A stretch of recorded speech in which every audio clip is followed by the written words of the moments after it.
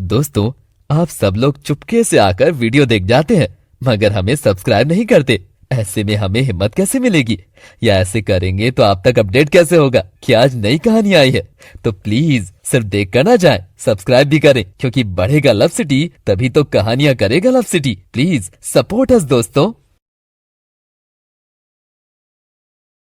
कौन है? कौन आया है? मालकिन धीरे से उठती है, दरवाजे की तरफ बढ़ती है। बाहर खड़ा आदमी फिर कहता है, मालकिन, वो लड़का आया है, वही जो इसे यहाँ लाया था। नाम आरव है। मीरा का चेहरा सुनकर जैसे सफेद पड़ जाता है। उसका दिल जोर जोर से धड़कने लगता है। उसे भगा दो, मुझे उससे कोई बात नहीं करनी। उसने मुझे धोखा दिया, मेरी जिंदगी बर्बाद कर दी। मालकिन मीरा की तरफ पलटती है और एक गहरी नजर से उसे देखती है। जो तुझे इतना बड़ा धोखा देकर गया, तू उससे नफरत भले ही कर, और ये जरूरी भी है, लेकिन सच को जान लेना भी जरूरी है मीरा।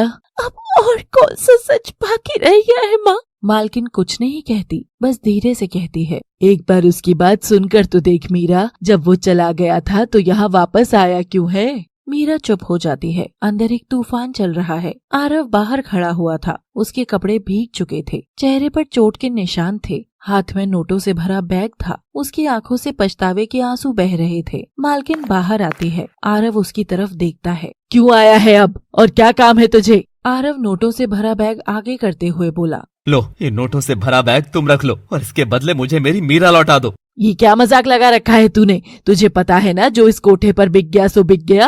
अब वो लड़की तुझे कभी नहीं मिलेगी। मालकिन आरव को परखने के लिए उसके साथ ऐसा बर्ताव कर रही थी। नहीं, उसे मेरे साथ भेज दो। एक बार मेरी बात तो करा सकती हो तुम। उसके लिए तो इतने पैसे काफी है ना। मालकिन कुछ पल उसे देखती है, फिर दरवाजे की तरफ इशारा करती है। जा, लेकिन याद रख, अगर उसकी आंखों में एक और आंसू आया तो इस बार तेरी धड़कन बंद कर दूंगी। आरव सिर झुकाता है और अंदर जाता है। मीरा एक कोने में बैठी है, पीठ उसकी तरफ है। मीरा धीरे से उठती है, आरव की तरफ मुड़ती है। उसकी आंखें लाल थी। मीरा, मुझे बस एक मौका दो, मैं तुमसे कुछ कहना चाहता हूँ। क्या बचा है कहने को आरव? तूने मुझे उस जगह फेंक दिया जहाँ औरतें खिलौना बनती है। क्या थी मैं तेरे लिए, एक सौदा? नहीं मीरा, मैं तुझसे सच्चा प्यार करने लगा था, पर मजबूरी ने मुझसे वो सब करवाया जो मैंने कभी सोचा भी नहीं था। मेरी माँ की जान अटकी थी। डॉक्टर ने कहा था कि बिना पैसों के इलाज नहीं होगा। मैं टूट चुका था। उसी वक्त वो आदमी मिला जिसने मुझे ये राह दिखाई। मजबूरी के नाम पर तूने मुझे बेच दिया। तूने मुझे वो नर्क दिखाया जिसे मैं जिंदगी भर नहीं भूल सकती, और अब तू कह रहा है कि तुझे मुझसे प्यार था। अगर मेरा प्यार झूठा होता तो मैं आज तुझे लेने क्यों आता? चल मेरे साथ चल, एक जगह है जहाँ मैं तुझे सब कुछ दिखाना चाहता हूँ, फिर फैसला तेरा होगा। मीरा कुछ पल सोचती है, फिर चुपचाप उसके पीछे चल पड़ती है। आरव मीरा को लेकर उस अस्पताल में जाता है जहाँ उसकी माँ भर्ती थी। जैसे ही आरव की माँ उसे देखती है, उसकी आंखें भर आती हैं। बेटा, तू आ गया। तूने कहा था बहुत पैसे लगेंगे, कहाँ से लाया तू इतने पैसे? मैं तो सोच रही थी कि मैं अब कभी ठीक नहीं हो पाऊंगी।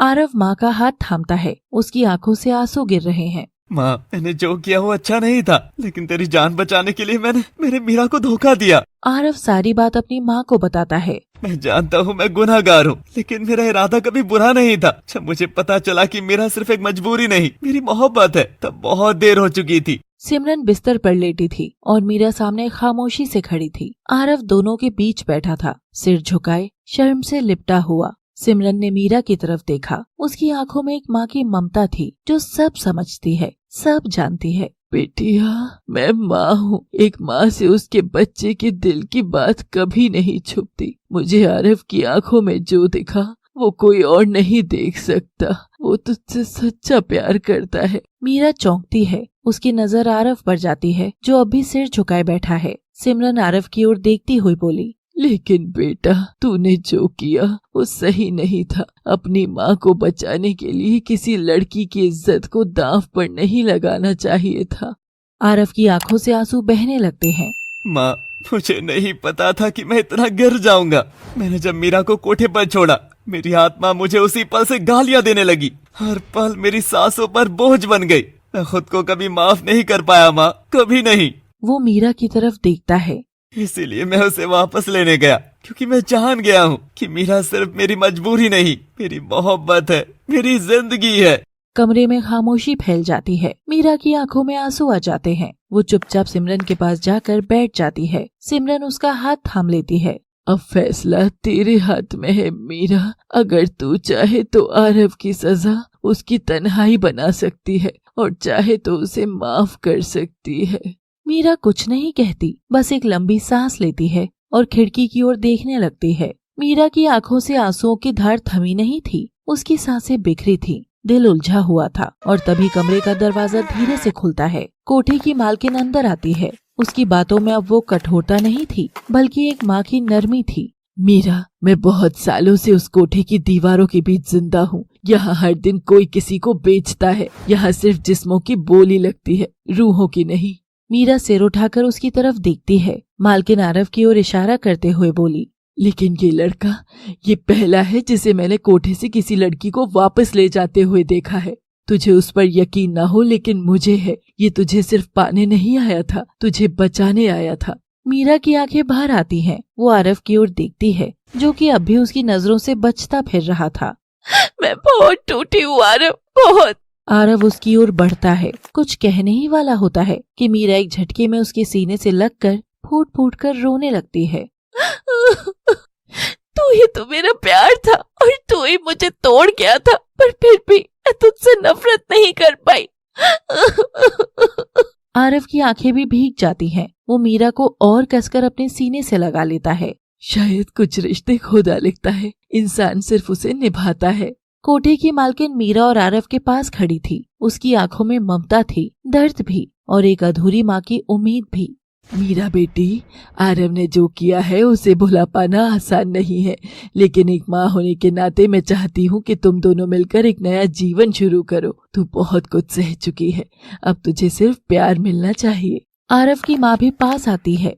मैं ये देखकर खुश हूँ कि तुम दोनों एक दूसरे को पसंद करते हो, लेकिन बेटा, कोई भी रिश्ता तब तक मुकम्मल नहीं होता जब तक उसमें घर वालों की मर्जी ना हो। मैं चाहती हूँ जो भी फैसला हो वो दोनों घर की रजामंदी से हो।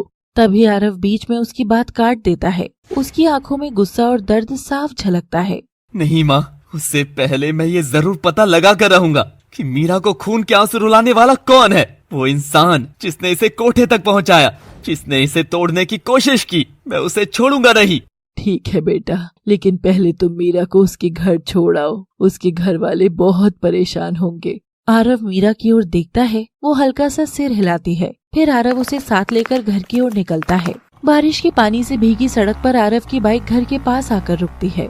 सामने वही काली कार खड़ी है जो आरव ने पिछली बार देखी थी, जिससे वो आदमी गिरा था। ये वही कार है, कुछ तो गड़बड़ है मीरा। वो दोनों दबे पांव घर की ओर बढ़ते हैं। घर के अंदर से एक झगड़े की आवाज आ रही होती है। आरव और मीरा पास की खिड़की से अंदर झांकते हैं। मीरा की बुआ गुस्से से चिल्ला रही होती है। अब मुझसे मत कहो, इसकी जिम्मेदारी मेरी है। मैंने तो सिर्फ तुम्हारे कहने पर उसे घर से निकलने को मजबूर किया। मैं नहीं जानती कि वो कहाँ गई और अब मुझे सिर्फ मेरे पैसे चाहिए, बस। ये सुनते ही मीरा कांपने लगती है। उसके होंठ सूख जाते हैं और आंखें भर आती हैं। बुआ, क्या बोल रही है? ये सब सच है? आखिर किन पैसों की बात कर रही थी मीरा की बुआ? क्या नया सच पता लगेगा मीरा को? क्या आरव पता लगा पाएगा सच्चाई का? क्या ले पाएगा अपनी मीरा का बदला? जानने के लिए जुड़े रहिए हमारी कहानी तुझे मौत दूं या मोहब्बत के साथ, हमारे चैनल लव सिटी पर। और हाँ, लाइक, शेयर और सब्सक्राइब करना ना भूलें। Thanks for watching.